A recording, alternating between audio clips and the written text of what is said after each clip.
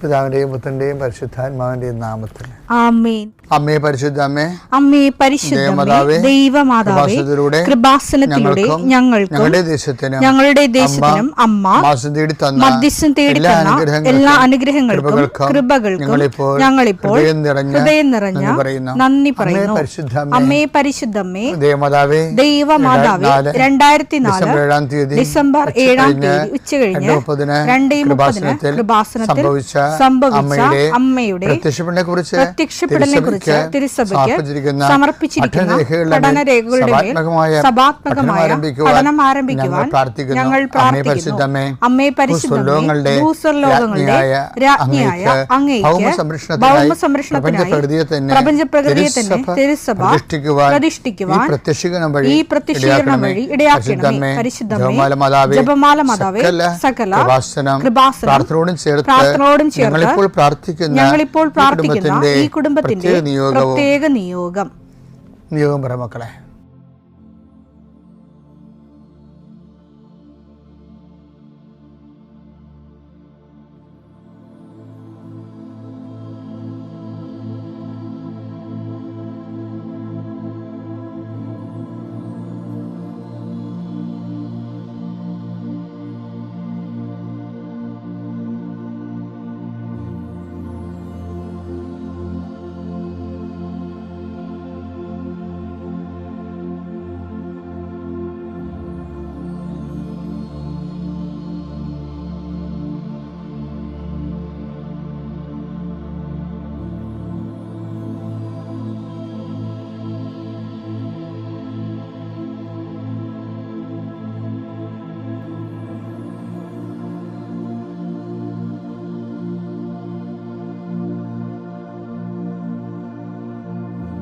അമ്മയുടെ പ്രത്യക്ഷീകരണത്തിന്റെ ഈ അനുഗ്രഹവേളയിൽ ഞങ്ങൾക്ക് സാധിച്ചു തരുവാൻ കനിയണമേ. ആമേൻ. വിശ്വാസ പ്രമാണം. സർവശക്തനായ പിതാവും ആകാശത്തിന്റെയും ഭൂമിയുടെയും സൃഷ്ടാവുമായ ദൈവത്തിൽ ഞാൻ വിശ്വസിക്കുന്നു. അവിടുത്തെ ഏകപുത്രനും ഞങ്ങളുടെ കർത്താവുമായ ഈശോ മിശിഹായിലും ഞാൻ വിശ്വസിക്കുന്നു. ഈ പുത്രൻ പരിശുദ്ധാത്മാവിനാൽ ഗർഭസ്ഥനായി കന്യകാമറിയത്തിൽ നിന്ന് പിറന്ന് പൊന്തിയോസ് പീലാത്തോസിന്റെ കാലത്ത് പീഡകൾ സഹിച്ച് കുരിശിൽ തറയ്ക്കപ്പെട്ട് മരിച്ച് അടക്കപ്പെട്ട് പാതാളങ്ങളിൽ ഇറങ്ങി മരിച്ചവരുടെ ഇടയിൽ നിന്ന് 3-ാം നാൾ ഉയർത്ത് സ്വർഗത്തിലേക്ക് എഴുന്നള്ളി സർവശക്തിയുള്ള പിതാവായ ദൈവത്തിന്റെ വലതുഭാഗത്തിരിക്കുന്നു. അവിടെ നിന്ന് ജീവിക്കുന്നവരെയും മരിച്ചവരെയും വിധിക്കുവാൻ വരുമെന്നും ഞാൻ വിശ്വസിക്കുന്നു. പരിശുദ്ധാത്മാവിലും ഞാൻ വിശ്വസിക്കുന്നു. വിശുദ്ധ കത്തോലിക്കാ സഭയിലും പുണ്യവാന്മാരുടെ ഐക്യത്തിലും പാപങ്ങളുടെ മോചനത്തിലും ശരീരത്തിന്റെ ഉയർപ്പിലും നിത്യമായ ജീവിതത്തിലും ഞാൻ വിശ്വസിക്കുന്നു. ആമേൻ. സുഖസ്ഥനായ ഞങ്ങളുടെ പിതാവേ, അങ്ങയുടെ നാമം പൂജിതമാകണമേ. അങ്ങയുടെ രാജ്യം വരണമേ. അങ്ങയുടെ തിരുമനസ് സ്വർഗത്തിലെ പോലെ ഭൂമിയിലും ആകണമേ. അന്നു വേണ്ടുന്ന ആഹാരം ഇന്ന് ഞങ്ങൾക്ക് തരണമേ. ഞങ്ങളോട് തെറ്റ് ചെയ്യുന്നവരോട് ഞങ്ങൾ ക്ഷമിക്കുന്നത് പോലെ ഞങ്ങളുടെ തെറ്റുകൾ ഞങ്ങളോടും ക്ഷമിക്കണമേ. ഞങ്ങളെ പ്രലോഭനത്തിൽ ഉൾപ്പെടുത്തരുതേ, തിന്മയിൽ ഞങ്ങൾ രക്ഷിക്കണമേ. ആമേൻ. നന്മ നിറഞ്ഞ മറിയമേ, സ്വസ്തി. കർത്താവ് അങ്ങയുടെ കൂടെ സ്ത്രീകളിൽ അങ്ങ് അനുഗ്രഹിക്കപ്പെട്ടവളാകുന്നു. അങ്ങയുടെ ഉദരത്തിൻ ഫലമായി ഈശോ അനുഗ്രഹിക്കപ്പെട്ടവനാകുന്നു. പരിശുദ്ധ മറിയമേ, തമ്പുരാന്റെ അമ്മേ, പാപികളായ ഞങ്ങൾക്ക് വേണ്ടി ഇപ്പോഴും ഞങ്ങളുടെ മരണസമയത്തും തമ്പുരാനോട് അപേക്ഷിക്കണമേ. ആമേൻ. കർത്താവേ, നിന്റെ ഉന്നതമായ നാമത്തിന് സ്തോത്രം ചെയ്യുന്നു. കർത്താവേ, ഇന്ന് യാത്ര ചെയ്യുന്നവരെ അവരുപയോഗിക്കുന്ന രേഖകൾ, ഓരോ രേഖകളെയും ഞാൻ കർത്താവിന് സമർപ്പിക്കുന്നു. നിങ്ങളുടെ സർട്ടിഫിക്കറ്റുകൾ, പ്രമാണങ്ങൾ, പാസ്പോർട്ടുകൾ, നിങ്ങളുടെ അപേക്ഷാ ഫോമുകൾ, നിങ്ങളുടെ ബാങ്ക് രേഖകൾ കർത്താവ് സ്പർശിക്കട്ടെ. ഇതുമായി കടന്നു പോകുന്നത് ഇതൊന്നും നഷ്ടപ്പെടാതിരിക്കാൻ കർത്താവിൻ്റെ വിശുദ്ധ മുദ്ര വെക്കട്ടെ. അത് ആർക്ക് കൊടുക്കുമ്പോഴും സ്വീകരിക്കുന്നതിന് പരിശുദ്ധാത്മ നിറയുകയും നിനക്ക് ദൈവഹിതമാണെങ്കിൽ നിനക്ക് അനുകൂലമായ തീരുമാനം എടുത്തുകൊണ്ട് നിന്നെ സന്ധിക്കാൻ ഇടവരുത്തിട്ട് പ്രാർത്ഥിക്കുന്നു. മത്സ്യത്തൊഴിലാളികളുടെ അവരുടെ ജീവിത മേഖലകളിലെ സാമ്പത്തികമായ ബാധ്യതകളും കടങ്ങളുള്ളവരെ കർത്താവ് ഏറ്റെടുക്കട്ടെ. ഏലകൃഷിക്കാർ, റബ്ബർ കൃഷിക്കാർ, റബ്ബർ ടാപ്പ് ചെയ്യുന്നവർ, അതുകൊണ്ടെല്ലാം ഉപജീവനം നടത്തുന്നവർ, പലതരത്തിലുള്ള ഉൽപ്പന്നങ്ങൾ, കാർഷിക ഉൽപ്പന്നങ്ങൾ വിറ്റുമാറാതിരിക്കുന്നവർ, അത് വിറ്റുമാറിയില്ലെങ്കിൽ ജീവിത കാര്യങ്ങൾ നിറവേറാതെ തടസ്സപ്പെട്ട് കിടക്കുന്നവരെ ഈശോ നാമത്തെ ആശീർവദിക്കുന്നു. വിറ്റുമാറാനുള്ള സാധനങ്ങൾ, വള്ളങ്ങളുണ്ടാകും, വലകളുണ്ടാകും, വീടുണ്ടാകും, സ്ഥലമുണ്ടാകും, ഇങ്ങനെയെല്ലാം അതെല്ലാം പെൻഡിങ്ങിൽ കിടക്കുന്ന കാരണം നിൻ്റെ കടങ്ങളുടെ പലിശകൾ കൂടുന്നവരുണ്ട്. കർത്താവേ, ഞാൻ അവരെ കൃപാസ്ഥാനത്താരെ ജീവനോടെ പ്രത്യക്ഷപ്പെട്ട മാതാവിൻ്റെ പ്രത്യക്ഷീകരണത്തിൻ്റെ ആ അടിസ്ഥാനത്തിൽ യേശുവിൻ്റെ നാമത്തിൽ ഞാൻ മക്കളെ ആശീർവദിക്കുന്നു. തടസ്സമുള്ള മക്കളെ കർത്താവിൻ്റെ നാമത്തിൽ ഞാൻ സാക്ഷ്യം പറയാനുള്ള അനുഭവം കിട്ടാൻ വേണ്ടി ഈശോ നാമത്തിൽ ആശീർവദിക്കുന്നു. പിതാപുത്രനും പരിശുദ്ധാത്മാശ്വരസ്വരം നീക്കുക. എൻ്റെ പ്രിയപ്പെട്ടവരെ, കേരള സഭാ ചരിത്രത്തിലെ രസകരമായ ചില അധ്യായങ്ങളുണ്ട്. 1870 മുമ്പ് ഈ ബെർണാഡ് ബെച്ച്നെല്ലി പിതാവ് വരാപ്പുഴ വികാരിയാത്ത് ഭരിക്കുന്നതിന് മുമ്പ് ഒരു പിതാവ് ഭരിച്ചിരുന്നു. അതായത് 1830-31 കാലഘട്ടത്തിലെ ഒരു പിതാവ് ഭരിച്ചിരുന്നു. അതായത് അദ്ദേഹം ആണ് ബിഷപ്പ് സ്റ്റബിലീനി. ഈ സ്റ്റബിലീനി എത്താതിന് മുമ്പ് ഈ 27, കാരണം ഈ കാലഘട്ടങ്ങളിലൊക്കെ വ്യത്യസ്തങ്ങളായ വലിയ വലിയ സംഭവങ്ങൾ നടക്കുന്ന കാലഘട്ടമാണ്. ഇപ്പോൾ കേരള സഭയിൽ സിമിത്തേരിയൊക്കെ പണിയണത് 1870 തൊട്ടാണ്. ആ കുറേ നല്ല ഭക്ത കൃത്യങ്ങളും പരസ്യ പ്രവർത്തികളുടെ പുതിയ അധ്യായങ്ങളുണ്ടായിരുന്നു. ഇനി ഞാൻ ആ ഭാഗങ്ങളൊക്കെ വായിച്ചുകൊണ്ട സമയത്തെ പെട്ടെന്ന് ഒരു പിതാവിൻ്റെ പേര് ഞാൻ മറന്നുപോയി. അതായത് ഒരു പിതാവ് എൻ്റെ കാലത്ത് നമ്മുടെ കത്തോലിക്ക സഭയിൽ തന്നെ കുമ്പസാരിക്കണമെങ്കിൽ പൈസ കൊടുക്കണമായിരുന്നു. അത് നമ്മൾ പൈസ കൊടുക്കുന്നത് 2 അണ, 4 അണയൊക്കെ കൊടുക്കുന്നത്. അമ്മ പറഞ്ഞത് 4 അണ. ഒന്ന് കുമ്പസാരിക്കുമ്പോൾ, അങ്ങനെ കുമ്പസാരിച്ച് പാപമോചനം ശ്രമിക്കുമ്പോൾ ആ അച്ഛൻ്റെ നിത്യവൃത്തിക്ക് വേണ്ടി നമ്മൾ 2 അണ അല്ലെങ്കിൽ 4 അണ അല്ലെങ്കിൽ 1 അണ കൊടുക്കും. അപ്പോൾ ഈ ഒരു പിതാവ്, ബെച്ച്നെല്ലി പിതാവിനേക്കാൾ മുമ്പ് ഒരു പിതാവ് വന്നായിരുന്നു.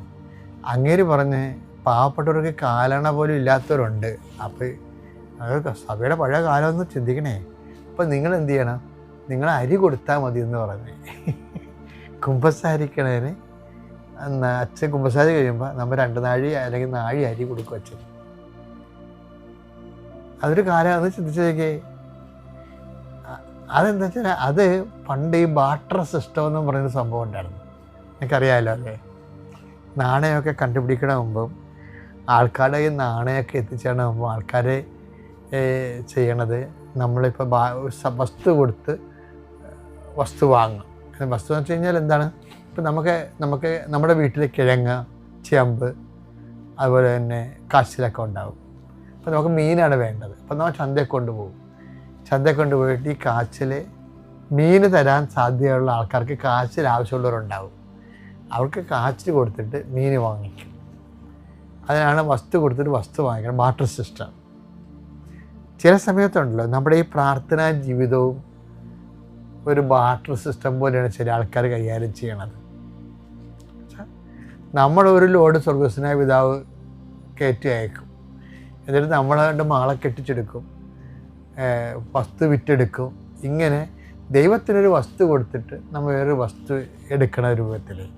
കാര്യം ഈ ഒരു ബന്ധമൊന്നും അധികകാലം നീണ്ടു നിൽക്കത്തില്ല, ദൈവമായിട്ട് പറ്റത്തില്ല.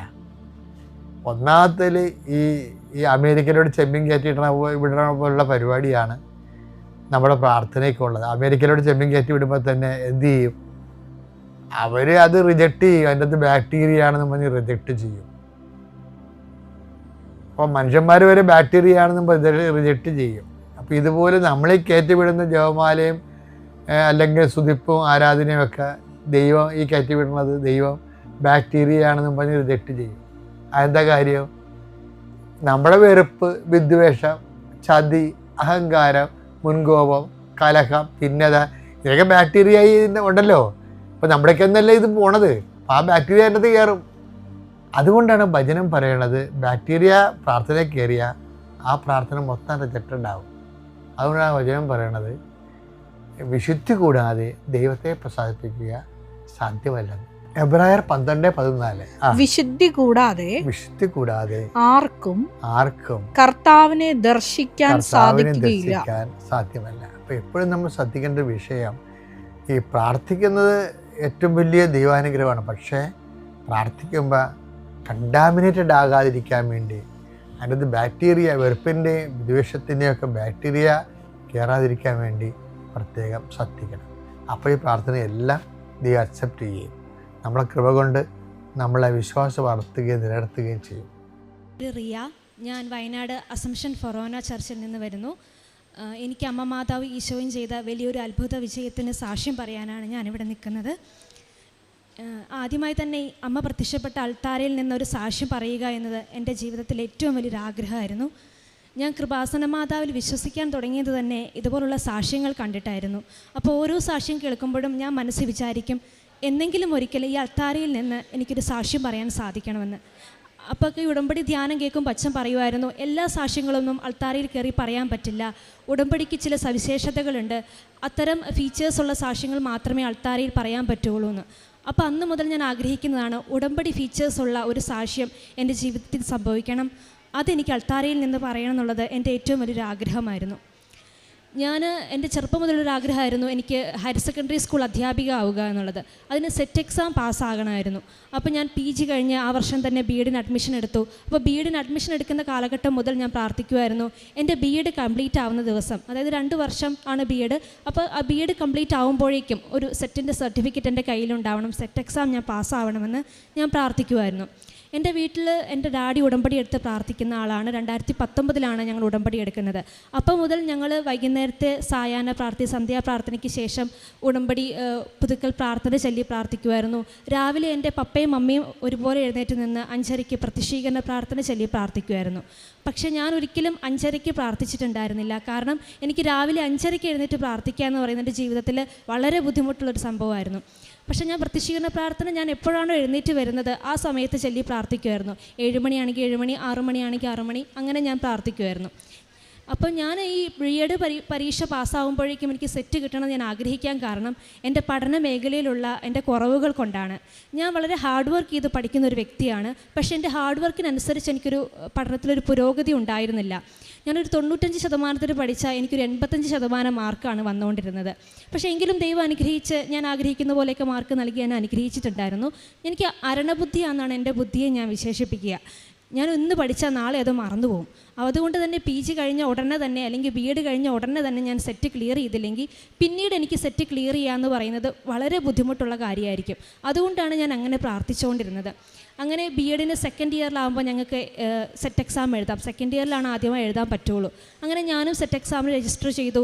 അപ്പോൾ എല്ലാവരും പറഞ്ഞു, ശരിയാണ്, ആദ്യത്തെ പ്രാവശ്യം എക്സാം ഒരു മോഡലാണ്, ക്വസ്റ്റ്യൻ പാറ്റേൺ മനസ്സിലാക്കാനും എന്താണെന്ന് മനസ്സിലാക്കാനുള്ളൊരു മോഡലാണ്. അത് കുഴപ്പമില്ല, കിട്ടിയില്ലെങ്കിലും കുഴപ്പമില്ല. 2-3 പ്രാവശ്യമൊക്കെ എഴുതുമ്പോഴാണ് കിട്ടുന്നത്. അത് മാത്രമല്ല, കോച്ചിങ്ങിന് പോയി പഠിച്ചാലേ കിട്ടുള്ളൂ. ഞാൻ എക്കണോമിക്സ് ആണ്. അപ്പോൾ അത് സെറ്റ് ക്ലിയർ ചെയ്യാൻ വളരെ ബുദ്ധിമുട്ടുള്ള വിഷയങ്ങളിലൊന്നാണ്. ഇംഗ്ലീഷും കൊമേഴ്സും ഒക്കെ എളുപ്പമാണ്, പക്ഷേ സെറ്റ് എക്കണോമിക്സ് റെയറായിട്ടാണ് സെറ്റ് കിട്ടുന്നത്. അപ്പോൾ അത് ബുദ്ധിമുട്ടാണ്, കോച്ചിങ് ഒക്കെ വേണമെന്ന് പറയുമായിരുന്നു. അങ്ങനെ ഞാനും സെറ്റിന് സെക്കൻഡ് ഇയർ ആയപ്പോൾ ആദ്യമായി രജിസ്റ്റർ ചെയ്തു. ഞാൻ ഇങ്ങനെ പ്രത്യക്ഷീകരണ പ്രാർത്ഥനയൊക്കെ ഒഴുക്കം മട്ടിൽ ചൊല്ലി പ്രാർത്ഥിക്കും, പരീക്ഷ എഴുതും. പക്ഷേ അത്തവണത്തെ പരീക്ഷ സംഭവിച്ചതെന്ന് വെച്ചാൽ, സാധാരണഗതിയിൽ ഞാൻ പരീക്ഷ എഴുതുമ്പോൾ ഞാൻ എൻ്റെ തലേദിവസം പഠിച്ചതുവരെ മറന്നു പോകുമായിരുന്നു. പക്ഷേ ഞാൻ ഒരു പ്രിപ്പറേഷനും ചെയ്തില്ല, ഒന്നും ചെയ്തില്ല. വെറുതെ ക്വസ്റ്റ്യൻ്റെ മോഡൽ നോക്കാനാണ് ഞാൻ ആദ്യമായി പരീക്ഷ എഴുതിയത്. പക്ഷേ ആ പരീക്ഷയിൽ എനിക്ക് 4 മാർക്കിൻ്റെ കുറവ് കൊണ്ട് ആ പ്രാവശ്യത്തെ സെറ്റ് നഷ്ടപ്പെട്ടു. മാത്രമല്ല, അതിൻ്റെ പ്രത്യേകത എന്താണെന്ന് വെച്ചാൽ ഒരുപാട് കാര്യങ്ങൾ എനിക്ക് ഓർമ്മയുണ്ടായിരുന്നു. ഞാൻ ക്ലാസ് കേട്ടതോ ഞാൻ പഠിച്ചതോ ഒക്കെ ആയിട്ടുള്ള ആ പേജ് നമ്പറും കാര്യങ്ങളുമെല്ലാം എനിക്ക് ഓർമ്മയുണ്ടായിരുന്നു. അപ്പോൾ ഞാൻ പ്രതീക്ഷയോടെയാണ് പ്രാർത്ഥിച്ചുകൊണ്ടിരുന്നെങ്കിലും എനിക്ക് അത്തവണ സെറ്റ് കിട്ടിയില്ല. പക്ഷേ എനിക്ക് അങ്ങനെ വലിയൊരു നിരാശ വന്നില്ല. അപ്പോൾ ഞാൻ ചിന്തിച്ചു, ഒന്നുമില്ലാത്ത എനിക്ക് ഇത്രയും മാതാവ് നൽകി, വെറും ഓരോ പേപ്പറിനും നമ്മൾ സെപ്പറേറ്റ്ലി ക്വാളിഫൈഡ് ആവണം, അഗ്രഗേറ്റീവ്സ് ക്വാളിഫൈഡ് ആവണം. പക്ഷേ ഓരോ പേപ്പറിനും എനിക്ക് ക്വാളിഫിക്കേഷൻ തന്നു, അഗ്രഗേറ്റാണ് കിട്ടാത്തത്. ഇത്രയും മാതാവ് തന്നെങ്കിൽ ഇനി ഒരു ഉടമ്പടി എടുത്ത് പ്രാർത്ഥിച്ചാൽ എനിക്ക് തീർച്ചയായും അടുത്ത പ്രാവശ്യം സെറ്റ് കിട്ടും എന്നെനിക്കൊരു ബോധ്യം ഉണ്ടായിരുന്നു. അങ്ങനെ ഞാൻ ആ പ്രാവശ്യം സെറ്റ് കിട്ടാത്തതിൻ്റെ പിറ്റേ ആഴ്ചയാണ് ഈ കൃപാസനത്തിലേക്ക് കടന്നു വരുന്നത്. പക്ഷേ ഇവിടെ കാലുകുത്തിയ നിമിഷം മുതൽ ഞാൻ പറഞ്ഞുകൊണ്ടിരുന്നത്, മാതാവേ, ഞാൻ നിൻ്റെ സാക്ഷിയായിട്ട് ഇവിടെ വരണം എന്നാണ് ആഗ്രഹിച്ചത്. ആദ്യം വരുമ്പോൾ ഞാനൊരു സാക്ഷ്യം പറഞ്ഞുകൊണ്ട് ഉടമ്പടി എടുക്കാം, എൻ്റെ ഒരു നന്ദിയുടെ സൂചകമായി ഉടമ്പടി എടുക്കാമെന്നാണ് ഞാൻ പറഞ്ഞുകൊണ്ടിരുന്നത്. അതെനിക്ക് നടന്നില്ലല്ലോ, അതെന്താ നീ സാധിച്ചു തരാത്തത്? ഞാൻ ഒരുപാട് പ്രാർത്ഥിച്ചതല്ലായിരുന്നു, ഞാൻ അത്ഭുതങ്ങൾ കേട്ടപ്പോൾ നടക്കുമെന്നാണ് വിചാരിച്ചത്. ഞാൻ ഒന്നും പഠിച്ചിട്ടില്ലായിരുന്നു, എങ്കിലും പഠിക്കാതെ അത്ഭുതങ്ങൾ നടക്കുമെന്ന് ഞാൻ സാക്ഷ്യങ്ങളിലൂടെ മനസ്സിലാക്കിയത്. അപ്പം അങ്ങനെ ഞാനൊന്ന് ടെസ്റ്റ് ചെയ്ത് നോക്കാമെന്നുള്ള രീതിയിൽ തന്നെയായിരുന്നു, ഒന്ന് പ്രാർത്ഥിച്ച് നോക്കാം പഠിക്കാതെ അത്ഭുതം നടക്കുമോയെന്ന്. അങ്ങനെ ഞാനിവിടെ ഉടമ്പടി എടുക്കുമ്പോൾ എനിക്ക് വല്ലാത്തൊരു ബോധ്യം കിട്ടി. ജോസഫ് അച്ഛൻ പറയുന്ന പോലെ ഇവിടെ കൃപാസനത്തിൽ ഇൻവെസ്റ്റ്മെൻറ്റ് നടത്തിയാണ് പ്രാർത്ഥിക്കേണ്ടത്. അപ്പോൾ ഞാൻ ചിന്തിച്ചു, ഞാൻ എന്താണ് ഇൻവെസ്റ്റ്മെൻറ്റ് ചെയ്യുന്നത്? എനിക്കാണെങ്കിൽ 5:30 എഴുന്നേക്കാൻ ഭയങ്കര പാടാണ്. അപ്പം ഞാൻ വിചാരിച്ചുകൊണ്ടിരുന്നത് ഉടമ്പടി എടുക്കാം, പറ്റുന്നത്രയും ദിവസം 5:30 എഴുന്നേക്കാം, ബാക്കി പോകുന്ന പോലെ കാണാം, അങ്ങനെയാണ് ഞാൻ വിചാരിച്ചുകൊണ്ടിരുന്നത്. പക്ഷേ ഞാൻ തീരുമാനിച്ചു, ഇത് ഞാൻ വിശ്വസ്തയോടെ ചെയ്യും, ഞാൻ 5:30 എഴുന്നേക്കുമെന്ന് തീരുമാനിച്ചു. അന്ന് മുതൽ ഇന്ന് വരെ ഞാൻ 5:30 എഴുന്നേറ്റ് പ്രാർത്ഥിക്കാൻ തുടങ്ങി. ഞാൻ ശനിയും ഞായറും മാത്രം പള്ളിയിൽ പോകുന്നൊരു വ്യക്തിയായിരുന്നു. ഞാൻ എല്ലാ ദിവസവും പള്ളിയിൽ പോകാൻ തുടങ്ങി, ഇടയ്ക്കിടയ്ക്ക് കുമ്പസാരിക്കാൻ തുടങ്ങി. പിന്നെ എന്നിലുള്ള ചില കുറവുകളെയും കാര്യങ്ങളെയും എല്ലാം ഞാൻ പരമാവധി അത് മാറ്റാൻ ശ്രമിച്ചുകൊണ്ടേയിരുന്നു. അങ്ങനെ എന്നെ തന്നെ ഞാൻ വിശദീകരിച്ചുകൊണ്ടേയിരുന്നു. ഈ 5:30 എഴുന്നേറ്റ് പ്രാർത്ഥിക്കുക എന്നുള്ളത് ഒരിക്കലും എനിക്ക് സാധിക്കില്ല എന്ന് ഞാൻ വിചാരിച്ചതാണ്. പക്ഷേ എനിക്കത് സാധിച്ചു. അങ്ങനെ ഞാൻ പ്രാർത്ഥിച്ചുകൊണ്ടേയിരുന്നു. അങ്ങനെ എനിക്ക് സെറ്റിൻ്റെ ഡേറ്റ് കിട്ടി. എക്സാം എഴുതുന്നതിന് മുമ്പ് എൻ്റെ പുതുക്കേണ്ട സമയമായിരുന്നു. ഞാൻ ഇവിടെ വന്നു, ഞാൻ ജോസഫ് അച്ഛനെ കണ്ടു. അപ്പോൾ അച്ഛൻ എനിക്ക് ഹാൾ ടിക്കറ്റ് മാതാവിൻ്റെ അടുത്ത് വെച്ച് പ്രാർത്ഥിച്ചിട്ട് എന്നോട് തിരിച്ച് വന്നിട്ട് പറഞ്ഞു, സാക്ഷ്യം പറയണമെന്ന് പറഞ്ഞു. അതെനിക്ക് വല്ലാത്തൊരു പ്രതീക്ഷയും തന്നിരുന്നത്. ഞാൻ അങ്ങനെ ഒരിക്കലും പറയുമെന്ന് വിചാരിച്ചില്ല, പക്ഷേ എനിക്ക് ഭയങ്കര പ്രതീക്ഷയായി. ഞാൻ തിരിച്ചു ചെന്നു. അപ്പോൾ എൻ്റെ BEdൻ്റെ എക്സാം നടന്നുകൊണ്ടിരിക്കുകയാണ്. ഇനി എനിക്ക് BEdൻ്റെ എക്സാം കഴിഞ്ഞിട്ട് 20 ദിവസം മാത്രമാണ് സെറ്റ് എക്സാമിനുള്ളൂ. അപ്പോൾ എനിക്കെന്ന് പറഞ്ഞാൽ കുറച്ച് ഡെപ്തായിട്ട് പഠിക്കണം, കുറേ സമയം എടുത്ത് പഠിക്കണം, എന്നാലും എനിക്ക് മനസ്സിലാവുള്ളൂ. പക്ഷെ അങ്ങനെയൊന്നും പഠിക്കാനുള്ള സമയം ഇനി എൻ്റെ മുന്നിലില്ല. അപ്പം ഞാൻ മാതാവിനോട് പറഞ്ഞു, ജോസഫ് അച്ഛൻ പറഞ്ഞതാണ് സാക്ഷ്യം പറയണമെന്ന്, അപ്പോൾ അതിനനുസരിച്ച് നീ എനിക്ക് ക്രമീകരിച്ച് തരണം, പഠിക്കാനുള്ള സാഹചര്യം തരണം. എൻ്റെ BEdൻ്റെ എക്സാം കഴിഞ്ഞ് 20 ദിവസമാണ്. അതുമാത്രമല്ല, എനിക്കൊന്ന് റിവൈസ് ചെയ്തില്ലെങ്കിൽ ഒന്നും എഴുതാനും പറ്റത്തില്ല. അപ്പോൾ ആ തരത്തിലെല്ലാം നീ ക്രമീകരിച്ച് തരണം, എന്നെ പഠിപ്പിക്കണമെന്ന് പറഞ്ഞു. അങ്ങനെ അമ്മ മാതാവിന് ഈശോയെ ഇപ്പുറത്തും ഇരുത്തി ഞാൻ പഠിക്കാൻ തുടങ്ങി. ഒരിക്കലും ഞാൻ പ്രതീക്ഷിച്ചതല്ല ഞാൻ എക്സാമിന് പഠിച്ചു തീരുമെന്ന്. പക്ഷേ അത്ഭുതകരമായി ഞാൻ ഓൾമോസ്റ്റ് എല്ലാ സിലബസും കവർ ചെയ്തു. ഞാൻ പരീക്ഷയ്ക്ക് പോയപ്പം വലിയ പ്രതിബന്ധം. ഞാൻ വിചാരിച്ചു എനിക്ക് എളുപ്പമായിരിക്കും പരീക്ഷ, കാരണം ഞാൻ മാതാവിനോട് പറഞ്ഞിരുന്നു, മാതാവാണ് പരീക്ഷ എഴുതേണ്ടത്, ഓരോ ബബിളും മാതാവാണ് OMR ഷീറ്റിൽ കറുപ്പിക്കേണ്ടതെന്ന് ഞാൻ പറഞ്ഞായിരുന്നു. പക്ഷേ ഫസ്റ്റ് പേപ്പർ എൻ്റെ കയ്യിൽ കിട്ടിയപ്പം വല്ലാത്ത നിരാശയാണ് എനിക്ക് വന്നത്. കാരണം ഞാൻ ഒരുപാട് ക്വസ്റ്റ്യൻസൊക്കെ പ്രാക്ടീസ് ചെയ്തിട്ടൊക്കെ നോക്കിയതാണ്. പക്ഷേ അപ്പോഴൊന്നും ഇല്ലാത്ത വല്ലാത്തൊരു ടഫ് ക്വസ്റ്റ്യൻസാണ് എൻ്റെ മുന്നിലേക്ക് വന്നത്. അറിയാവുന്നതായിട്ട് ആകെ 5 or 6 ക്വസ്റ്റ്യൻസ് മാത്രമേ ഉള്ളൂ. എനിക്കാകെ സങ്കടമാവാൻ തുടങ്ങി. എങ്കിലും ഞാൻ ഉടമ്പടി കാശുരൂപം വെച്ചാണ് പ്രാർത്ഥിച്ചത്. എൻ്റെ OMR ഷീറ്റിൻ്റെ 4 മൂലകളിൽ ഞാൻ ഉടമ്പടി തൈലം തേച്ച് വിശ്വാസപ്രമാണം ചൊല്ലിയിട്ടുണ്ടായിരുന്നു. അപ്പം ഞാനിങ്ങനെ പ്രാർത്ഥിക്കും, കുഴപ്പമില്ല. ഞാൻ ഓരോ ബബിൾ കർപ്പിക്കുമ്പോഴും ഞാൻ പ്രാർത്ഥിച്ചുകൊണ്ടിരുന്നത്, അമ്മയുടെ പ്രത്യക്ഷീകരണത്തിൻ്റെ സാക്ഷിയായി എന്നെ ഉയർത്തണമേ എന്ന് പറഞ്ഞാണ് ഞാൻ ഓരോ ബബിളും കർപ്പിച്ചുകൊണ്ടിരുന്നത്. എനിക്കാകെ ഫസ്റ്റ് പേപ്പറിൽ 5 or 6 ക്വസ്റ്റ്യൻ മാത്രമേ അറിയുന്നുണ്ടായിരുന്നുള്ളൂ. അത് ഞാൻ എൻ്റെ അശ്രദ്ധ മൂലം തെറ്റിച്ച് കളഞ്ഞു. കാരണം ഓരോ ബബിൾ കർപ്പിക്കുമ്പം കള്ളി മാറിപ്പോയി, ആ 5 or 6 ക്വസ്റ്റ്യൻ ഞാൻ തെറ്റിച്ചു. അപ്പോഴും എനിക്ക് നിരാശ തോന്നിയില്ല. ഞാൻ പറഞ്ഞു, 120ഓളം ക്വസ്റ്റ്യൻസ് ഉണ്ട്, അതിൽ 6 ക്വസ്റ്റ്യൻസ് തെറ്റിപ്പോയാൽ എന്താവാനാ, എനിക്ക് ജയിക്കാനുള്ള മാർക്ക് മാതാവ് തന്നോളും എന്ന് ഞാനിങ്ങനെ മനസ്സിൽ പ്രാർത്ഥിച്ചുകൊണ്ടേയിരുന്നു. അങ്ങനെ ആ പേപ്പർ കഴിഞ്ഞു പോയി. ഉച്ച കഴിഞ്ഞൊരു പേപ്പറുണ്ട്, ആ പേപ്പറും അത്യാവശ്യം നന്നായിട്ട് തന്നെ എഴുതി. പക്ഷേ എനിക്ക് ഫസ്റ്റ് പേപ്പറിൻ്റെ കാര്യത്തിൽ ഡൗട്ടായിരുന്നു. ഞാൻ തിരിച്ച് വന്ന് യൂട്യൂബ് ചാനലൊക്കെ നോക്കുമ്പോൾ അതിൽ പറയുന്നുണ്ടായിരുന്നു, ഒരു 6-7 വർഷത്തിനിടയ്ക്ക് ഇത്രയും ടഫ് ക്വസ്റ്റ്യൻ വന്നിട്ടുള്ള ഒരു എക്സാം ഇല്ല. കഴിഞ്ഞ പ്രാവശ്യത്തെ എക്സാം എളുപ്പമായിരുന്നു, അതായത് എനിക്ക് 4 മാർക്കിന് മാത്രം സെറ്റ് നഷ്ടപ്പെട്ട മാതാവിൻ്റെ കൃപയാൽ തന്ന ആ എക്സാം എളുപ്പമായിരുന്നു. ഇത്തവണത്തെ എക്സാം ഒരു 6-7 കൊല്ലത്തിനിടയിൽ വളരെ ടഫുള്ള എക്സാം ആയിരുന്നു എന്ന് പറഞ്ഞു. അപ്പോൾ ഞാൻ പ്രതീക്ഷ കൈവിട്ടില്ല, ഞാൻ പ്രാർത്ഥിച്ചുകൊണ്ടിരുന്നു. കാരണം എന്നോട് അച്ഛൻ പറഞ്ഞതാണ് എനിക്ക് സാക്ഷ്യം പറയാൻ അവസരം ഉണ്ടാകുമെന്ന്. അങ്ങനെ ഒരു 2-3 ദിവസത്തിന് ശേഷം അതിൻ്റെ ആൻസർ കീ വരും. അപ്പം നമുക്ക് അതിൻ്റെ താഴെയുള്ള കോപ്പി ബ്ലൂ പ്രിൻ്റ് വെച്ച് നമുക്ക് ഒത്തു നോക്കാം നമുക്ക് എത്ര മാർക്ക് കിട്ടുമെന്ന്. അപ്പോൾ ഞാൻ അങ്ങനെ ഒത്തു നോക്കുമ്പോൾ എനിക്ക് 116 മാർക്കാണ് ക്വാളിഫൈ ആവാൻ വേണ്ടത്. എനിക്ക് 108 മാർക്കേ ഉള്ളൂ. ഞാൻ 2 പ്രാവശ്യം കൂട്ടി നോക്കി, ഇല്ല 108 മാർക്കേ ഉള്ളൂ. പക്ഷേ ഈ ഓരോ പേപ്പറിനും ഇൻഡിവിജ്വലി ക്വാളിഫൈഡ് ആയിട്ടുണ്ട്, പക്ഷേ അഗ്രഗേറ്റ് ക്വാളിഫിക്കേഷൻ വന്നിട്ടില്ല, 8 മാർക്കിൻ്റെ കുറവുണ്ട്. അപ്പോൾ എനിക്ക് ഭയങ്കര നിരാശയായി. ഞാൻ പിന്നെ 3ാമത്തെ പ്രാവശ്യം ഞാൻ കാൽക്കുലേറ്റ് ചെയ്തപ്പോൾ നോക്കിയത് എനിക്കറിയാവുന്നത് ഞാൻ തെറ്റിച്ചല്ലോ, അത് എത്ര എണ്ണം ഉണ്ടായിരുന്നു എന്നാണ്. എനിക്ക് കൃത്യമായി അറിയാവുന്ന ഉത്തരമായിരുന്നു അത്. പക്ഷേ മാതാവിനോട് ഞാൻ പറഞ്ഞതാണ്, നീയാണ് പേന വെച്ച് പരീക്ഷ എഴുതേണ്ടതെന്ന്. പക്ഷേ മാതാവ് കാരണമാണ് അത് തെറ്റിയതെന്ന് ഞാൻ മാതാവിനോട് പറഞ്ഞു. അത് കൂട്ടുമ്പോൾ ഏകദേശം ഒരു 10 മാർക്കിനോടടുത്ത് ഞാൻ തെറ്റിച്ചത് 2 പേപ്പറിലുമായിട്ടുണ്ടായിരുന്നു, കൃത്യമായി എനിക്ക് അറിയാവുന്ന മാർക്ക്. അപ്പോൾ ഞാൻ മാതാവിനോട് പറഞ്ഞു, ഈ മാർക്ക് ഉണ്ടായിരുന്നെങ്കിൽ ഞാനിത് പാസ്സാവുമായിരുന്നു, പക്ഷേ നീയാണിത് തെറ്റിച്ചത്, അതിൻ്റെ ബാക്കി കാര്യം നീ നോക്കിക്കോണം. എങ്ങനെയാണെന്ന് എനിക്കറിയണ്ട, എനിക്ക് 8 മാർക്ക് കിട്ടി, ഇപ്രാവശ്യം തന്നെ ക്വാളിഫൈഡ് ആവണം, ഇനി ഞാൻ എക്സാം എഴുതില്ല. കാരണം 20 ദിവസത്തോളം ഞാൻ പഠിച്ചു തീരുമെന്ന് ഞാൻ വിചാരിച്ചതല്ല. അത്രയും അത്ഭുതം പ്രവർത്തിക്കാൻ കഴിഞ്ഞ നിനക്ക് ഈ 8 മാർക്ക് എനിക്ക് തരാൻ പറ്റും. പിന്നീട് ഞാൻ നിരാശയ്ക്കാതെ പ്രാർത്ഥിച്ചുകൊണ്ടിരിക്കും. ഞാൻ വചനം പറഞ്ഞ് പ്രാർത്ഥിക്കാൻ തുടങ്ങി. ജനതകളുടെ ഇടയിലേക്ക് നോക്കുവിൻ, പറഞ്ഞാൽ ആർക്കും വിശ്വസിക്കാൻ കഴിയാത്തൊരു അത്ഭുതം ഇന്ന് നിങ്ങളുടെ ഇടയിൽ ചെയ്യാൻ പോകുന്നുള്ള വചനം ഞാൻ സ്ഥിരമായി പറയുമായിരുന്നു. ഭയപ്പെടേണ്ട, ഞാൻ നിന്നോട് കൂടെയുണ്ട്, ഞാൻ നിൻ്റെ വലതുകരം പിടിച്ചിരിക്കുന്നു, ഞാൻ നിന്നെ സഹായിക്കുമെന്ന വചനം ഞാൻ പറയുമായിരുന്നു. അങ്ങനെ വചനങ്ങളൊക്കെ പറഞ്ഞ് പ്രാർത്ഥിക്കാൻ തുടങ്ങി. ഉടമ്പടി ആരാധന കാണാൻ തുടങ്ങി. എങ്കിലും ഇടയ്ക്കിടയ്ക്ക് എൻ്റെ മനസ്സിൽ ചെകുത്താൻ കയറും. ഞാൻ പറയും, ഇത് പ്രാവശ്യം കിട്ടാൻ പോകുന്നില്ല, ഇത്രയൊക്കെ പ്രാർത്ഥിച്ചു, എങ്ങനെ 8 മാർക്ക് കിട്ടാനാ? ചരിത്രത്തിൽ ഇതുവരെ 8 മാർക്ക് ചലഞ്ച് ചെയ്ത് വന്നിട്ടില്ല സെറ്റ് എക്സാമിന്. അപ്പം ഞാൻ വിചാരിച്ചു, ഇല്ല, ഇത് നടക്കില്ല. അപ്പോൾ എനിക്കറിയാവുന്ന അച്ഛന്മാരുണ്ട്, അച്ഛന്മാരോട് ഞാൻ പ്രാർത്ഥിക്കാൻ സമയത്ത് പറയും, അച്ഛാ എനിക്ക് 8 മാർക്കിൻ്റെ കുറവുണ്ട്, അത് കിട്ടുമായിരിക്കില്ലേ, ഞാനിങ്ങനെ പ്രാർത്ഥിക്കുന്നുണ്ട്. അപ്പം അച്ഛൻ പറയും, അതൊരിക്കലും കിട്ടില്ല, ഇതുവരെ അത് കിട്ടിയ ചരിത്രമില്ല. പിന്നെ അപ്പം ഞാൻ പറഞ്ഞു, കൃപാസനത്തിൽ ഞാൻ മാതാവിനോട് പ്രാർത്ഥിക്കുന്നുണ്ട്, മാതാവ് സമയച്ചുരുക്കത്തിൻ്റെ മാതാവാണ്, അസാധ്യ കാര്യങ്ങൾ സാധിച്ചു തരും. അപ്പോൾ അച്ഛൻ പറയുന്നത്, ഒരാൾക്ക് വേണ്ടി അത്ഭുതം പ്രവർത്തിക്കുമോ നിൻ്റെ കൃപാസന മാതാവ്? ഞാൻ പറഞ്ഞു, തീർച്ചയായും ഒരാൾക്ക് വേണ്ടി അത്ഭുതം പ്രവർത്തിക്കും, കണ്ടോളൂ, ഇതെനിക്ക് കിട്ടും. അപ്പം ആ അച്ഛന് മാതാവിന് വിശ്വാസമുണ്ട്, പക്ഷേ കൃപാസന മാതാവിന് വിശ്വാസമല്ലായിരുന്നു. ഞാൻ പറഞ്ഞു, എനിക്കിത് കിട്ടും. അങ്ങനെ നമ്മൾ 2 പേരും കൂടെ ഈ അൾത്താരയിൽ വന്ന് മാതാവിനെ കാണും എന്ന് ഞാൻ പറഞ്ഞിട്ടുണ്ടായിരുന്നു. അങ്ങനെ ഞാൻ വിശ്വാസത്തോടെ പ്രാർത്ഥിച്ചുകൊണ്ടിരുന്നു. അങ്ങനെ റിസൾട്ട് വന്നപ്പോൾ എനിക്ക് കൃത്യം എത്രയാണോ ഞാൻ ആഗ്രഹിച്ചത്, 8 മാർക്കാണ് എനിക്ക് നഷ്ടപ്പെട്ടു പോയത്. ആ കൃത്യം 8 മാർക്ക് തന്നെ കൂടി എനിക്ക് ക്വാളിഫൈ ആകാനുള്ള 116 മാർക്ക് നൽകി ദൈവം എന്നെ അനുഗ്രഹിച്ചു. എന്നോട് അച്ഛൻ പറഞ്ഞതായിരുന്നു സാക്ഷ്യം പറയണമെന്ന്. അപ്പോൾ അപ്പോഴും ഞാൻ പറയുമായിരുന്നു, അമ്മ മാതാവ് വെളിപ്പെടുത്തി കൊടുത്ത ആ സാക്ഷ്യം എന്നിൽ പൂർത്തീകരിക്കാൻ ഈശോ അനുഗ്രഹിക്കണമെന്ന് ഞാൻ പ്രാർത്ഥിക്കുമായിരുന്നു. അങ്ങനെ എനിക്ക് കൃത്യം എത്രയാണോ ഞാൻ ആഗ്രഹിച്ചത്, അങ്ങോട്ടോ ഇങ്ങോട്ടോ പോയിരുന്നെങ്കിൽ എനിക്ക് സെറ്റ് കിട്ടില്ലായിരുന്നു. കൃത്യം ആ മാർക്ക് നൽകി അനുഗ്രഹിച്ചു. കഴിഞ്ഞ പ്രാവശ്യത്തേക്കാളും 10% പേർക്ക് മാത്രമാണ് ക്വാളിഫിക്കേഷൻ കിട്ടിയിരിക്കുന്നത്. കഴിഞ്ഞ പ്രാവശ്യം 20% പേർക്കുണ്ടായിരുന്നു. അത്രയും ടഫുള്ളൊരു എക്സാമിൽ വളരെ കുറച്ച് പേര് മാത്രമാണ് ക്വാളിഫിക്കേഷൻ ലഭിച്ചിരിക്കുന്നത്.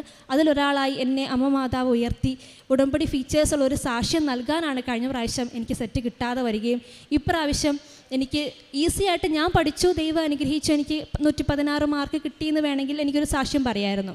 പക്ഷേ അതൊരു ഉടമ്പടി ഫീച്ചേഴ്സുള്ള സാക്ഷ്യമല്ല എന്ന് ഞാൻ മനസ്സിലാക്കി. ഉടമ്പടി ഫീച്ചേഴ്സ് ഉണ്ടാവണമെങ്കിൽ എനിക്ക് ഒരു തരത്തിലും യാതൊരു യോഗ്യതയുമില്ല, യാതൊരു സാധ്യതയുമില്ല ഒരു 8 മാർക്ക് കൂടി കിട്ടാൻ. ഇപ്പോഴും എൻ്റെ ആൻസർ കീയിൽ 8 മാർക്കിൻ്റെ കുറവുണ്ട്. പക്ഷേ എന്താണെന്ന് എനിക്കറിയില്ല. എനിക്ക് റിസൾട്ട് വന്നപ്പോൾ കൺഗ്രാറ്റുലേഷൻ പാസ്റ്റ് 116 മാർക്ക് എന്നാണ് വന്നത്. ഇപ്പോഴും എൻ്റെ അടുത്ത് ആ OMR ഷീറ്റിൻ്റെ പ്രിൻ്റ് ഉണ്ട്. അതിനകത്ത് എനിക്ക് 108 മാർക്കേ ഉള്ളൂ. മാതാവ് ഈശോ വഴി പ്രവർത്തിച്ച ഈ അത്ഭുത വിജയത്തിന് ഞാൻ മാതാവിന് കോടാനുകൂടി നന്ദി പറയുകയാണ്. അതുപോലെ തന്നെ എനിക്ക് 1-2 സാക്ഷ്യങ്ങൾ കൂടെ പറയാനുണ്ട്. 1-2 അല്ല, ഒരുപാട് സാക്ഷ്യങ്ങൾ പറയാനുണ്ട്. അത് പ്രധാനപ്പെട്ട സാക്ഷ്യങ്ങൾ പറയാം. ഞാൻ ഉടമ്പടി തൈലം ഉപയോഗിച്ചതിൻ്റെ ഫലമായി എനിക്ക് ലഭിച്ച സാക്ഷ്യമാണ്. എൻ്റെ തൊണ്ടയിലൊരു മുഴയുണ്ടായിരുന്നു. അത് തൈറോയ്ഡായിരുന്നു. പക്ഷേ ബ്ലഡ് കൗണ്ടിൽ നിന്ന് തൈറോയിഡിൻ്റെ അളവൊന്നും ഉണ്ടായിരുന്നില്ല. അപ്പോൾ ഡോക്ടറെ കണ്ടപ്പോൾ കുഴപ്പമില്ല, നമുക്ക് ഓപ്പറേഷൻ ചെയ്യാം എന്നാണ് പറഞ്ഞത്. പക്ഷേ ചെറിയൊരു സ്വെല്ലിംഗ് ഉണ്ടായിരുന്നു. അപ്പോൾ ബയോപ്സിക്കൊക്കെ അയക്കുമ്പോൾ ഞാൻ പ്രാർത്ഥിച്ചിട്ടുണ്ടായിരുന്നു. പക്ഷേ ബയോപ്സി റിപ്പോർട്ടിലൊന്നും കുഴപ്പമുണ്ടായിരുന്നില്ല. അപ്പോൾ അങ്ങനെ നെക്സ്റ്റ് വീക്ക് ഓപ്പറേഷൻ ചെയ്യാമെന്നൊക്കെ പറഞ്ഞു. കുഴപ്പമില്ല എന്നുള്ള രീതിയിൽ നിന്ന്. പക്ഷേ എനിക്ക് ഓപ്പറേഷൻ ചെയ്യാൻ പേടിയായിരുന്നു. അപ്പോൾ ഞാൻ തിരികെ വന്ന് ഉടമ്പടി തൈലം എടുത്ത് തൊണ്ടയിൽ പ്രാർത്ഥിക്കുമായിരുന്നു. ഒരാഴ്ച കണ്ടിന്യൂസ്ലി അങ്ങനെ പ്രാർത്ഥിച്ചു. ഒരാഴ്ചയ്ക്ക് ശേഷം ഞാൻ ഈ കാര്യം മറന്നുപോയി. നമ്മുടെ ഈസ്റ്ററിൻ്റെ ഒക്കെ ആ ഒരു സമയമൊക്കെ ആയിരുന്നു. അപ്പോൾ ഞാനത് മറന്നുപോയി. അപ്പോൾ ഒരു ദിവസം ഞാൻ കണ്ണാടിയിൽ നോക്കുമ്പോൾ എൻ്റെ ആ മുഴയില്ല. ഒരു നെല്ലിക്ക വലുപ്പത്തിൽ ആദ്യം ആരംഭിച്ച ഒരു നാരങ്ങ വലുപ്പത്തിൽ പുറത്തേക്ക് പ്രൊജക്റ്റ് ചെയ്ത് നിൽക്കുന്ന ഒരു മുഴയായിരുന്നു അത്. പിന്നെ അന്ന് അത് അപ്രത്യക്ഷമായി പോയതാണ്. പിന്നീട് അത് കണ്ടിട്ടേയില്ല. അതുപോലെ തന്നെ ഞങ്ങളൊരു വീട് പണിയാനായിട്ട് കിണർ കുഴിക്കാൻ വേണ്ടി നോക്കിയപ്പോൾ അതിൽ 400 അടി അടിച്ചിട്ടും വെള്ളം കാണുന്നുണ്ടായിരുന്നില്ല. അതപ്പോൾ ഒറ്റപ്പാറയാണ്. അപ്പോൾ ഇനി വെള്ളം കിട്ടാൻ സാധ്യതയില്ല എന്ന് കുഴൽക്കിണറുകാരനും കുഴിക്കുന്ന ആളും സ്ഥാനം കണ്ട ആളൊക്കെ പറഞ്ഞു. പക്ഷേ ഞങ്ങൾ നിർത്തി പോകാമെന്ന് അവർ പറഞ്ഞപ്പോൾ ഞങ്ങൾ പറഞ്ഞു, കുഴപ്പമില്ല, നമുക്ക് ഉടമ്പടി ഉപ്പിട്ട് ഒന്നുകൂടെ പ്രാർത്ഥിച്ച് നോക്കാമെന്ന് പറഞ്ഞു. അങ്ങനെ ഉടമ്പടി ഉപ്പിട്ട് പ്രാർത്ഥിച്ചു. 450 അടിയിൽ വെള്ളം കണ്ടു. അത്ഭുത നീരുറവ നൽകി അനുഗ്രഹിച്ചു. പിന്നെ ഒരു സാക്ഷ്യമുള്ളത്, എൻ്റെ പപ്പ ഒരു ദിവസം ചക്ക ഇടാൻ പോയപ്പം ചക്ക മോളിൽ നിന്ന് നിലത്ത് ദേഹത്തേക്ക് വീണ് ഇങ്ങനെ കടന്നു പോയായിരുന്നു. അപ്പം നന്നായിട്ട് ചതഞ്ഞിട്ടുണ്ടായിരുന്നു. ഹൃദയത്തിൻ്റെ ഈ ഭാഗത്ത് ആയിട്ട്, ഇടത് ഭാഗത്തായിട്ടാണ് ചക്ക വന്ന് വീണത്. അപ്പോഴത്തേക്ക് ഞങ്ങൾ വേഗം ഉടമ്പടി തൈലം എടുത്ത് വിശ്വാസപ്രമാണം ചൊല്ലി പ്രാർത്ഥിച്ചതിന് ശേഷം വേഗം ഹോസ്പിറ്റലിലേക്ക് പോയി. അപ്പോൾ അത് ഡോക്ടർ പറഞ്ഞു അത് വാരിയയിൽ തകർന്ന് ഹൃദയത്തിൽ കുത്തി കയറേണ്ടതായിരുന്നു. അപ്പം ഡോക്ടർ, ഞങ്ങൾക്ക് അറിയുന്ന ഡോക്ടർ പറഞ്ഞു, സാർ എപ്പോഴും പ്രാർത്ഥിക്കുന്നതല്ലേ, മാതാവിൻ്റെ അടുത്തൊക്കെ പോയി പ്രാർത്ഥിക്കുന്നത് ഞാൻ കണ്ടിട്ടുണ്ട്. അപ്പോൾ പള്ളിയും ഹോസ്പിറ്റലും അടുത്ത്, അപ്പോൾ ഈ ഡോക്ടർ കണ്ടിട്ടുണ്ടാവണം, അതുകൊണ്ട് മാതാവ് അനുഗ്രഹിച്ചതായിരിക്കും എന്ന് പറഞ്ഞു. ഒരു കുഴപ്പമില്ല, ചെറിയൊരു ചുമപ്പ് മാത്രം, ഒരു ചതവ് മാത്രം, ഒരിക്കലും അങ്ങനെ വരാൻ സാധ്യതയില്ലാത്തതാണ്. അത് വാരിയിൽ തകർന്ന് ഹൃദയത്തിൽ കുത്തി കയറേണ്ടത് തന്നെയായിരുന്നു. പക്ഷേ ഉടമ്പടി തൈലത്തിൻ്റെ ശക്തിയാൽ ഒരു കുഴപ്പമില്ലാതെ മാതാവ് ഞങ്ങളെ അനുഗ്രഹിച്ചു. അതുപോലെ തന്നെ എനിക്ക് ചെറുതായിട്ട് പീരിയഡ്സിന് ഇറഗുലാരിറ്റി ഉണ്ടായിരുന്നു. അപ്പോൾ ഡോക്ടറെ കണ്ടപ്പോൾ കുഴപ്പമൊന്നുമില്ല, അത് ചില വൈറ്റമിൻ ഡെഫിഷ്യൻസി ഒക്കെയാണെന്നൊക്കെ പറഞ്ഞാൽ അതിന് ടോണിക്ക് തരുമായിരുന്നു. അപ്പോൾ അത് കഴിക്കും, നോർമലാകും. പക്ഷേ പിന്നെയും ഡോക്ടറെ കാണുമ്പോൾ മരുന്നൊന്നും വേണ്ട, കുഴപ്പമൊന്നുമില്ല, ശരിയായിക്കോളും, അത് ഭക്ഷണത്തിൻ്റെയും നമ്മുടെ ജീവിതശൈലിയുടെയൊക്കെ കുഴപ്പമാണെന്നൊക്കെ പറയും. അപ്പോൾ എനിക്കത് പക്ഷേ ബുദ്ധിമുട്ടായിരുന്നു. പക്ഷേ ഇനി അതങ്ങനെ ആയിരിക്കുന്നത് ശരിയല്ലല്ലോ എന്ന്. അപ്പോൾ ഞാൻ എന്ത് ചെയ്തു, ഞാൻ 21 പ്രാവശ്യം 7 ദിവസം പ്രത്യക്ഷീകരണ പ്രാർത്ഥന ചൊല്ലി പ്രാർത്ഥിച്ചിട്ടുണ്ടായിരുന്നു. ഇപ്പോൾ ഏകദേശം 1 വർഷത്തോളമായി. അന്ന് മുതൽ ഇന്ന് വരെ അങ്ങനെ ഒരു ബുദ്ധിമുട്ടില്ല, എല്ലാം നോർമലായി വരുന്നുണ്ട്. ഇത്രയും വലിയ അനുഗ്രഹം നൽകിയ അമ്മ മാതാവിനും ഈശോയ്ക്കും കോടാനുകൂടി നന്ദി. പരിശുദ്ധ അമ്മയ്ക്ക് പ്രത്യേകമായിട്ട് നന്ദി പറഞ്ഞ് പ്രാർത്ഥിക്കാം. എഫെസസ് 2 വിശ്വാസം വഴി കൃപയാലാണ് നിങ്ങൾ രക്ഷിക്കപ്പെട്ടത്, നിങ്ങൾ നേടിയെടുത്തത് ദൈവത്തിൻ്റെ ദാനമാണ്. തീർച്ചയായിട്ടും ഈ ഒരു സാക്ഷ്യം, ഇത് മരിയൻ ഉടമ്പടി എപ്രകാരമാണ് എടുക്കേണ്ടത്, ഏതു രീതിയിലാണ് ഉടമ്പടിയുമായി ബന്ധത്തിലായിരിക്കേണ്ടത്, അമ്മ എപ്രകാരമാണ് ഈ മരിയൻ ഉടമ്പടിയിലൂടെ പോകേണ്ടതെന്നതിൻ്റെ സാക്ഷ്യം തന്നെയാണ്. അതുകൊണ്ട് തന്നെയാണ് ഇത്ര സമയമെടുത്തെങ്കിലും ആ പരിശുദ്ധ അമ്മ ചെയ്ത കാര്യം വളരെ വ്യക്തമായും, അതുപോലെ ഉടമ്പടിയിൽ എന്തൊക്കെ കാര്യങ്ങൾ ചെയ്തുവെന്ന് വ്യക്തതയോടെ പറയാനായിട്ട് സാധിച്ചത്. ഈ ധൈര്യത്തോടുകൂടെ തന്നെ പരിശുദ്ധ അമ്മ കൂടെ നിന്നുകൊണ്ട് ഓരോ മേഖലകളും നമുക്ക് വിശദീകരിച്ച് നൽകുകയാണ്. അമ്മയ്ക്ക് ഈശോയ്ക്കും. ഞാൻ പ്രേക്ഷിത പ്രവർത്തനം ചെയ്ത ഒരു കാര്യം കൂടെ പറയാൻ വിചാരിക്കുന്നു. ഞാൻ എൻ്റെ കോളേജിലൊക്കെ പത്രം കൊണ്ടുപോയി ഞാൻ അമ്മ മാതാവിനെ അറിയാത്തവർക്ക് വിതരണം ചെയ്യുമായിരുന്നു. അപ്പോൾ എൻ്റെ കൂടെ ഉടമ്പടി എടുത്തവരൊക്കെ അറിയുന്നവർക്ക് തന്നെ പിന്നെയും പത്രം കൊടുക്കുമ്പോൾ ഞാൻ പറയുമായിരുന്നു, അങ്ങനെയല്ല, അറിയാത്തവർക്ക് കൊടുക്കണമെന്ന്. അപ്പോൾ ഞാൻ അക്രൈസ്തവരായിട്ടുള്ള ആളുകൾക്കും മാതാവിനെ പറ്റി പറഞ്ഞ് എൻ്റെ ജീവിതത്തിൽ എനിക്കുണ്ടായ 1-2 സാക്ഷ്യങ്ങളെ പറ്റിയൊക്കെ പറഞ്ഞ് ഞാൻ അവർക്ക് പത്രമൊക്കെ കൊടുക്കുമായിരുന്നു. അപ്പോൾ ആദ്യം എനിക്കൊരു ചെറിയ നാണക്കേടൊക്കെ തോന്നിയായിരുന്നു. അപ്പോൾ എൻ്റെ ക്ലാസ്സിൽ അക്രൈസ്തവരായ കുട്ടികൾ എന്നെ കളിയാക്കുമായിരുന്നു, നിനക്കിതിൻ്റെ ബിസിനസ്സാണോ, നിനക്കിതിന് എന്ത് പ്രതിഫലം അവർ തരും എന്നൊക്കെ ചോദിക്കുമായിരുന്നു. പക്ഷേ ഞാൻ വിചാരിച്ചു അത് സാരല്ല, അവർ കളിയാക്കിക്കോട്ടെ, അതാണ് എൻ്റെ പ്രേക്ഷിത പ്രവർത്തനം, എനിക്ക് അത്രേ ചെയ്യാൻ പറ്റുള്ളൂ. അപ്പം ഞാൻ മടിപ്പ് തോന്നാതെ അങ്ങനെ പത്രം കൊടുക്കുക മാത്രമല്ല, ഞാൻ ഇവിടുത്തെ സാക്ഷ്യങ്ങൾ അയച്ചു കൊടുത്ത് അവരെയും കൂടെ വിശ്വാസത്തിലേക്ക് ഇങ്ങനെ കൊണ്ടുവരാൻ ശ്രമിക്കുമായിരുന്നു.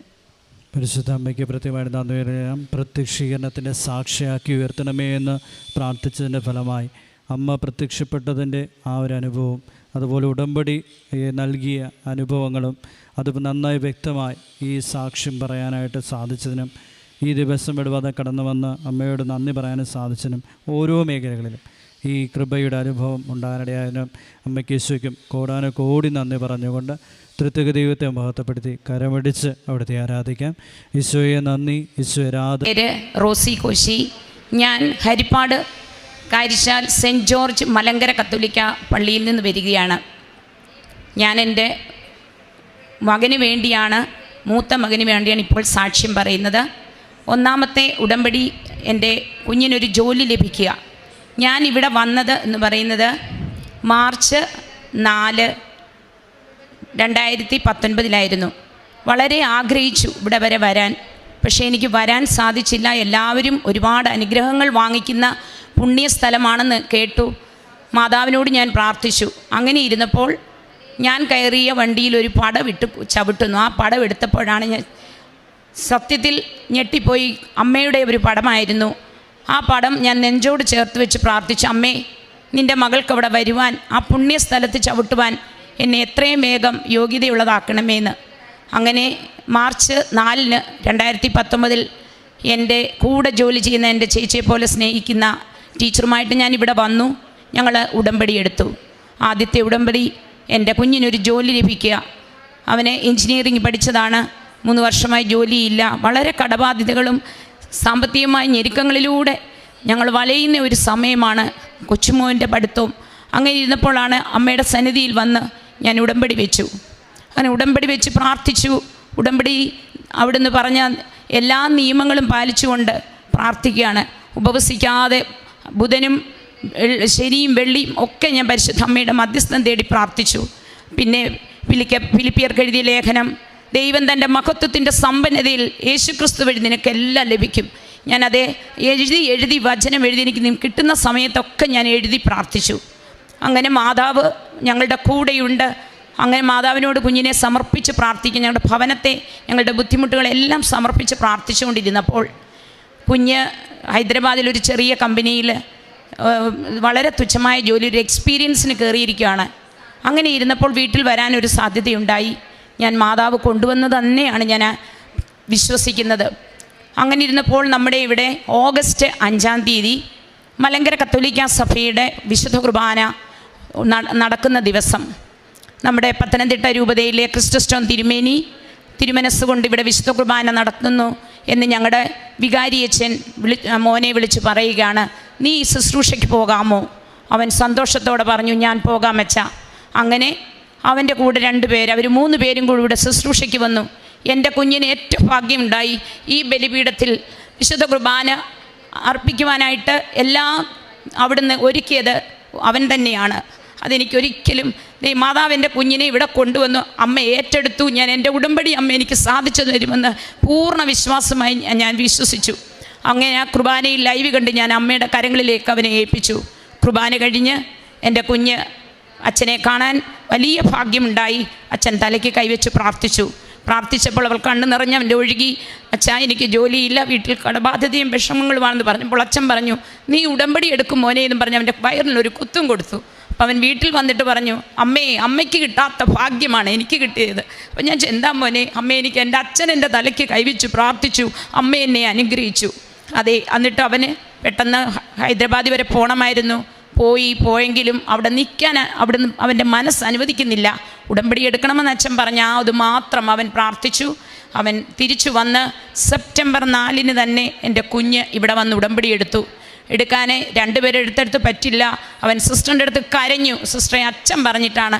അച്ഛൻ പറഞ്ഞെങ്കിൽ മോൻ പോയി ഉടമ്പടി എടുക്കാൻ പറഞ്ഞു. അങ്ങനെ അവൻ ഉടമ്പടി എടുത്തു.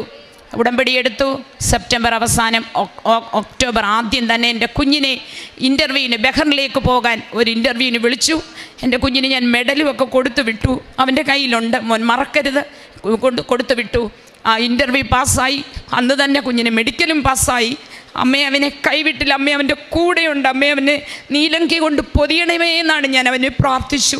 കാരണം ഞങ്ങളുടെ വിഷമം അവനറിയാം. ചെറുപ്പം മുതലേ ഞങ്ങളുടെ കഷ്ടപ്പാട് കുഞ്ഞുങ്ങൾക്കറിയാം. അങ്ങനെ അമ്മ അവനെ മുറുകി പിടിച്ചു. അതെല്ലാം പാസ്സായി വന്നു. ഞങ്ങൾ എന്നിട്ടും പ്രാർത്ഥനകളൊന്നും മുടക്കിയില്ല.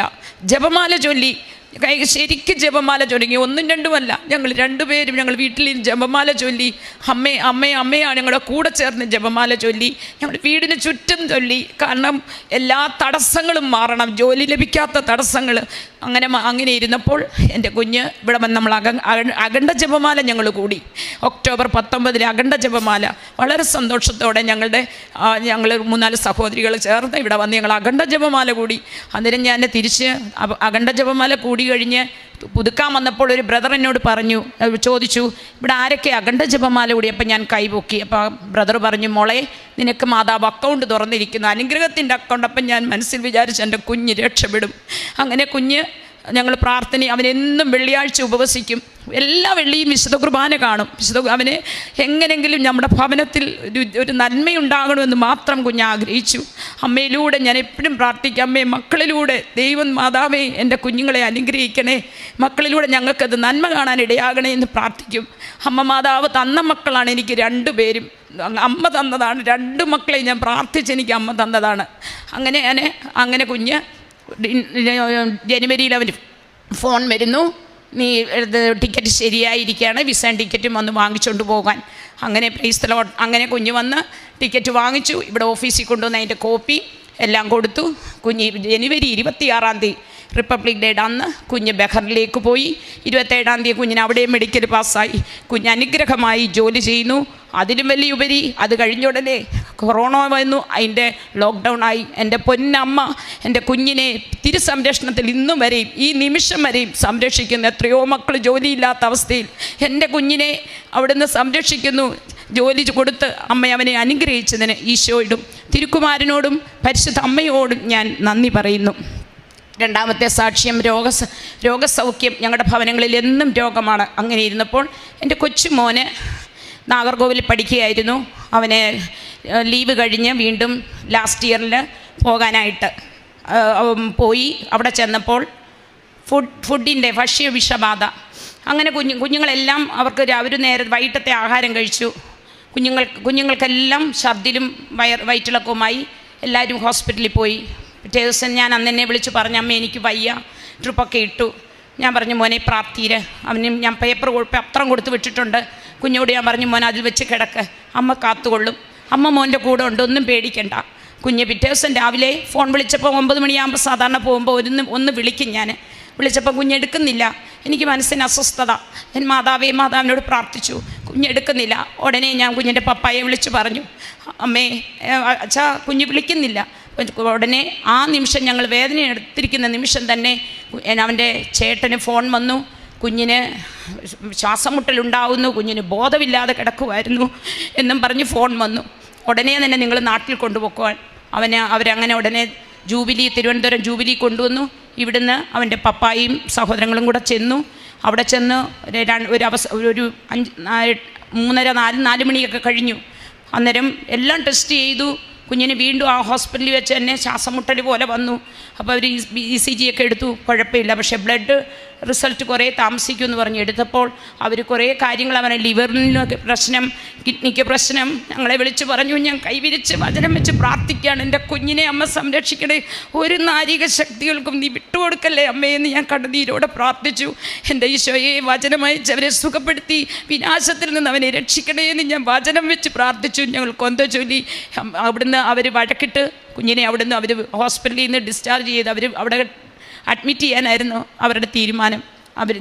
എനിക്ക് വിശ്വാസം ഉണ്ടായിരുന്നു, നമ്മുടെ വീട്ടിൽ വന്നാൽ എനിക്ക് ആ തൈലം എടുത്ത് പുരട്ടിയാൽ തീർച്ചയായിട്ടും എൻ്റെ കുഞ്ഞിനൊന്നും വരത്തില്ല. കുഞ്ഞ് വീട്ടിൽ വന്നു. 12 മണിയായപ്പം വന്നു. പെട്ടെന്ന് ഞാൻ ഉടുപ്പെല്ലാം മാറി കുഞ്ഞിനെ തൈലം എടുത്ത് തല മുതൽ ഉള്ളംകാല് വരെ കർത്താവിൻ്റെ തിരുരക്തം പുരട്ടി. തൈലം കർത്താവിൻ്റെ തിരുരക്തമാണല്ലോ. അങ്ങനെ തിരുരക്തം പുരട്ടി എൻ്റെ കുഞ്ഞ് സുഖമായിട്ട് അമ്മയുടെ മടിയിൽ കിടന്ന് അന്ന് ഉറങ്ങി. രാവിലെ ഞങ്ങൾ ഹോസ്പിറ്റലിൽ കൊണ്ടുപോയി.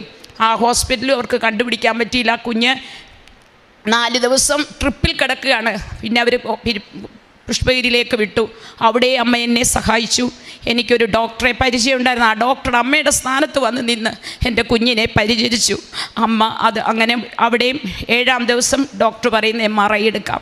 MRI എടുത്തപ്പോൾ ആ ഡോക്ടർ കണ്ടുപിടിച്ചു ആ കുഞ്ഞിൻ്റെ കുടലിന് ചെറിയ വീക്കം തുടങ്ങി. ആ ആൻറ്റിബയോട്ടിക്കിൻ്റെ കുഴപ്പമാണ്. അവർ സ്റ്റാർട്ട് ചെയ്ത ആൻറ്റിബയോട്ടിക്കാണ് ഇവരും രണ്ടാമത്തെ ഹോസ്പിറ്റലുകാരും ചെയ്തത്. അതുകൊണ്ടാണ് കുഞ്ഞിന് ഇത്രയും പ്രശ്നം വന്നുകൊണ്ടിരിക്കുകയാണ്. ആകപ്പാട് പ്രശ്നങ്ങൾ. ആ ആൻറ്റിബയോട്ടിക് അല്ലായിരുന്നു കുഞ്ഞിന് കൊടുക്കേണ്ടത്, അതിൻ്റെ റിയാക്ഷനായിരുന്നു കാണിച്ചത്. അങ്ങനെ ഡോക്ടർ അത് നിർത്തി. പ്രാർത്ഥിക്കാൻ പറഞ്ഞ് എന്നോട് ഞങ്ങൾ പ്രാർത്ഥിച്ചു. വേറെ മരുന്ന് സ്റ്റാർട്ട് ചെയ്തു. ആദ്യം ഡോക്ടർ പറഞ്ഞു ഇത്രയും ദിവസം ആഹാരം ഒന്നും വയറ്റിൽ ചെല്ലാത്തതുകൊണ്ട് ആദ്യം നിങ്ങളൊരു ഐസ്ക്രീം കൊടുക്കാൻ പറഞ്ഞു. ഐസ്ക്രീം കൊടുത്തു. കുഞ്ഞ് ഛർദ്ദിച്ചു. വീണ്ടും പറയാൻ വരട്ടെ. പിന്നെ എന്നോട് പറഞ്ഞു അമ്മ തന്നെ ഇച്ചിരി വെള്ളമെടുത്ത് കുഞ്ഞിന് കൊടുക്കാൻ പറഞ്ഞു. സന്ധ്യയ്ക്ക് ഞാൻ എടുത്ത് പരിശുദ്ധ അമ്മയുടെ ഉടമ്പടി പ്രാർത്ഥന ചൊല്ലിക്കൊണ്ട് സർവശക്തിയുള്ള പിതാവ് ചൊല്ലിക്കൊണ്ട് ഒരു ഉപ്പിട്ട് കുഞ്ഞിന് കൊടുത്തു. എൻ്റെ അമ്മ എൻ്റെ കുഞ്ഞിനെ സുഖപ്പെടുത്തി. എൻ്റെ തിരുക്കുമാരൻ്റെ കരങ്ങളാണ് ഇപ്പോഴത്തുള്ള കരങ്ങൾ എൻ്റെ കുഞ്ഞിനെ തൊട്ടു. പിന്നീട് എൻ്റെ കുഞ്ഞ് ഛർദ്ദിച്ചതേയില്ല. അങ്ങനെ കുഞ്ഞ് 10 ദിവസം ആ ഹോസ്പിറ്റലുണ്ടായിരുന്നു. ഡോക്ടറിനും സന്തോഷമായി. കുഞ്ഞ് പതുക്കെ കഞ്ഞിവെള്ളവും ചെറിയ ലൈറ്റായിട്ടുള്ള ആഹാരങ്ങൾ കഴിക്കാൻ തുടങ്ങി. അങ്ങനെ ഡിസ്ചാർജ് ചെയ്ത് എൻ്റെ കുഞ്ഞിനെ സുഖപ്പെടുത്തിയ എൻ്റെ തിരുക്കുമാരൻ്റെ പരിശുദ്ധ അമ്മയുടെ മധ്യസ്ഥതയ്ക്കും കോടാനുകൂടി നന്ദി